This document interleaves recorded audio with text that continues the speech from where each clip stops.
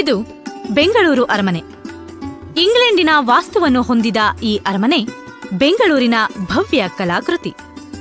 1887ರಲ್ಲಿ ನಿರ್ಮಿಸಲಾದ ಈ ಬೇಸಿಗೆ ಅರಮನೆ ಮೈಸೂರು ಅರಸರು ಮತ್ತು ರಾಜಕುಟುಂಬದವರು ಹಾಗೂ ಬೆಂಗಳೂರಿಗೆ ಭೇಟಿ ನೀಡುತ್ತಿದ್ದ ದೇಶ ವಿದೇಶಗಳ ರಾಜರು, ಗಣ್ಯರು ಇಲ್ಲಿ ಉಳಿದುಕೊಳ್ಳುತ್ತಿದ್ದರು.